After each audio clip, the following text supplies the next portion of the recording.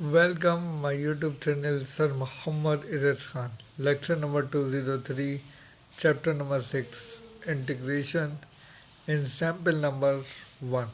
Second year की book का topic है इंटीग्रेशन के सवालात हैं।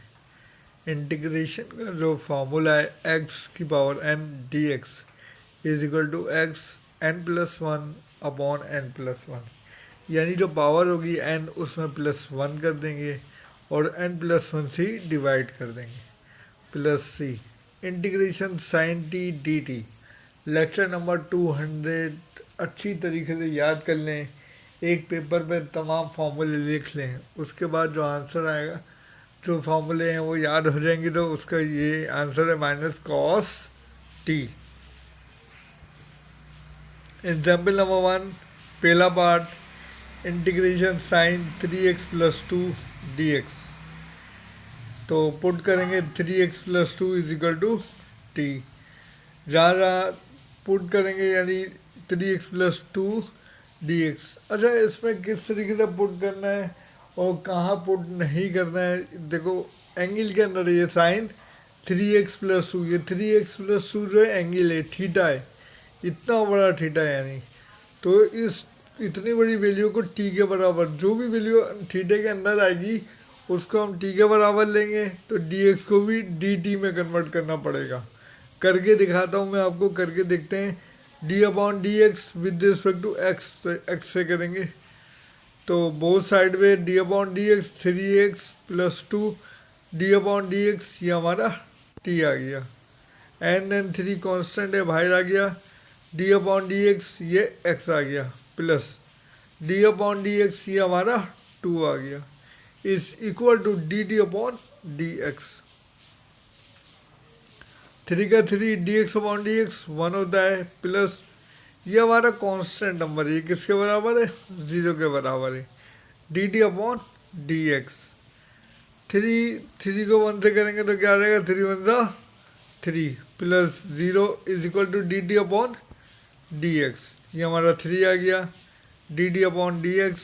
एंड देन हमें वैल्यू किसकी चाहिए, डी एक्स की, क्योंकि ये डी एक्स को कन्वर्ट करेंगे डी टी में और इस पूरी की जगह टी सपोज कर लेंगे ताकि हमारा इंटीग्रेशन आसानी से सॉल्व हो जाए।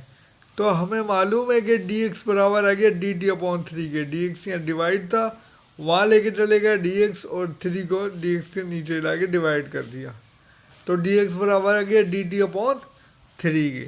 मज़ीद देखते हैं इंटीग्रेशन साइन का साइन, ये पूरी वैल्यू किसके बराबर ली है, टी के बराबर, टी। डी एक्स का आंसर क्या है, डी टी अपॉन थ्री। हमेशा यही करना है, पहले ये सपोज करना है, डी एक्स की वैल्यू निकालनी है, इस तरह पुट कर देंगे, डी एक्स की जगह क्या आ रहा है, डी टी अपॉन थ्री। देखें D T upon three, upon में तो वन अपॉन करके बाहर निकाल दें, वन अपॉन थ्री। अब बता साइन टी डी टी, तो साइन टी का इंटीग्रल होता है, साइन टी डी टी किसके बराबर है, माइनस कॉस टी के, minus cos T plus T. Minus नहीं लगाया, माइनस को बाहर लगा लें, निकाल लें बाहर, ताकि आपका सवाल के जो नंबर है वो आपको पूरे मिल जाए। बस एक यहाँ पे एक माइनस साइन ऐड कर लें, देखिए यहाँ ऐड है लेकिन यहाँ बाई मिस्टेक नहीं आ रहा है। माइनस थ्री कॉस टी मतलब cos t upon three plus c, यहाँ एक माइनस साइन लगा लें ताकि आपके पूरे पूरे मार्क्स आपको मिल जाएं और अच्छी तरीके से इन सवालों को पढ़ना शुरू कर दें। अब हमें मालूम है कि टी हमने किसके बराबर लिया था, 3x प्लस टू, जहाँ टी आ रहा है वहाँ क्या रख देंगे, 3x प्लस टू रख दें, टू ये टू है, 3x प्लस टू रख दें, यह हमारी किताब का आंसर है। इसी तरीके से एक और एग्जाम्पल देखते हैं, एग्जाम्पल नंबर 1 का पार्ट 2, इंटीग्रेशन कॉस 3y, यहाँ आना चाहिए था डी वाई, लेकिन बाय मिस्टेक डी एक्स लिख दिया, क्योंकि जो वैल्यू एंगल के अंदर होगी वही वैल्यू बाहर भी आएगी। तो पुट करते हैं 3y is equal to T, both side differentiate D upon D X, 3y is equal to D upon D X into T. With respect to Y करना चाहिए था लेकिन मुझसे गलती हो गई, यहाँ वाई वाई कर लें, डी अपॉन डी वाई, क्योंकि वाई जो यहाँ वैल्यू होती है उसकी रिस्पेक्ट से हम करते हैं। और ये भी हमारा डी वाई, इसको डी वाई करें और इसको भी D upon D Y, D upon D Y. X नहीं आएगा, 3y तो ये y ऊपर वाला ये आ गया, डी वाई अपॉन नीचे डी वाई है, D Y D T upon D Y, नीचे वाला भी y कर लें, नीचे वाला भी y कर लें, डी वाई 1 के बराबर है और ऊपर 3 D T upon D Y. अब हमें मालूम है कि 3 मतलब 3 होता है, डी वाई डिवाइड हमारे को मल्टीप्लाई कर दिया, is equal to D t आ गया। एरो को निशान मतलब आ गई, डी वाई की वैल्यू निकालनी है, यहाँ के लिए हमें डी वाई, ये डी वाई है हमारा, तो डी वाई की वैल्यू निकालनी है, कॉस 3y की जगह टी आ जाएगा। डी वाई की वैल्यू मैं यहाँ से निकाल रहा हूँ, देखिए D Y as it is 3 multiply है और डी टी से जाके डिवाइड हो जाएगा, तो इसका मतलब ये होगा D Y is equal to D T upon 3। तो इसकी जगह हम पुट करते हैं, देखते हैं भाई किस तरीके से किया। देखें इंटीग्रेशन कॉस का कॉस 3y की जगह टी आ गया, ये डी वाई है, इसको करेक्ट कर लें डी वाई, तो डी वाई किसके बराबर है, डी टी अपॉन 3। तो इसको देख लेते हैं, डी टी अपॉन 3 नहीं लिखा तो ये अपॉन में 1/3 करके भाई लिख दें 1/3 करके, ताकि आपके सवाल में मिस्टेक ना निकले। और कोस टी का इंटीग्रल होता है sine t plus c, sine t plus integration constant c.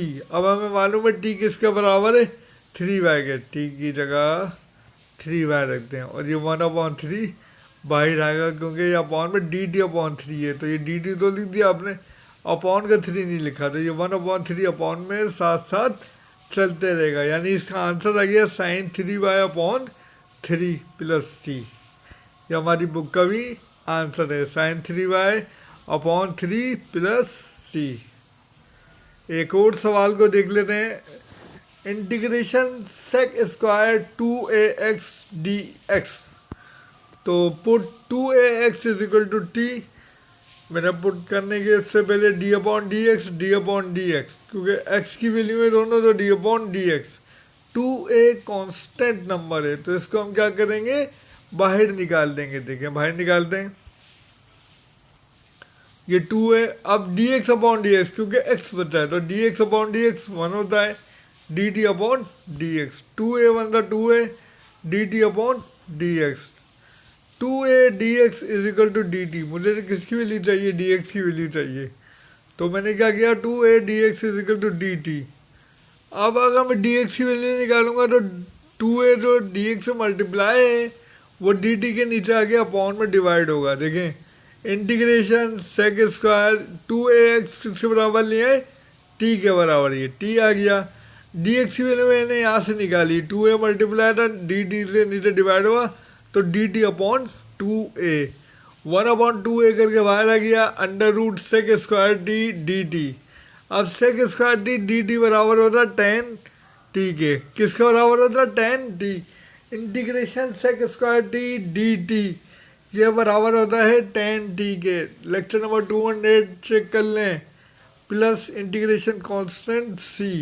अब हमें मालूम है कि t बराबर होता है 2ax, t बराबर है 2ax, तो हमने यहाँ पर 2ax पुट कर दिया। अब यहाँ पे मैंने ये भी लिख के बता दिया है, integration sec square X is equal to 10x, तो ये किसके बराबर है 10 sec square 10x 10t, t है तो t, y है तो y, क्योंकि t dt तो t ही आएगा, अगर y होता तो dy होता, तो यहाँ पे भी y आता। ठीक है जी, लास्ट हमारा आने वाला सवाल देखते हैं, integration sine plus cos X upon X D X. LCM को ब्रेक करते हैं, देखिए साइन के नीचे कॉस को अलग कर दें, प्लस का प्लस, कॉस के नीचे कॉस को अलग कर दें। अब हमें मालूम है कि sine X upon cos X किसके बराबर है 10x। फॉर्मूले याद कर लें, tan theta is equal to sine theta upon cos theta, tan theta is equal to sine theta upon cos theta. तो इस पूरी की जगह कॉस थीटा आ गया हमारे पास, और बीच में हमारे पास प्लस का 1 है, तो ये प्लस का 1 ही आ गया हमारे पास, और कॉस एक्स कैंसिल 1 आ गया।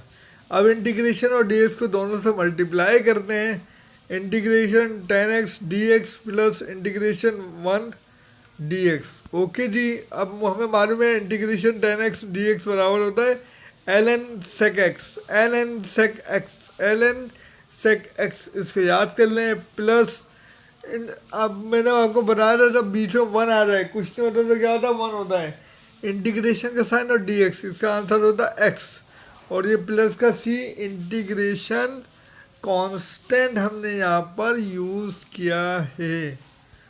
तो देखते हैं मजीद।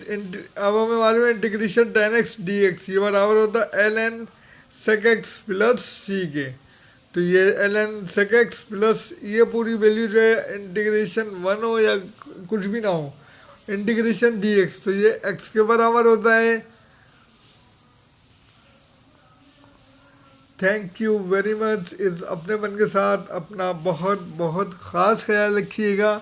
मैं आपका अप्लाइड मैथ का टीचर मिस्टर मोहम्मद इरेज खान आपको अल्लाह हाफिज़ करता हूँ। अल्लाह हाफिज़।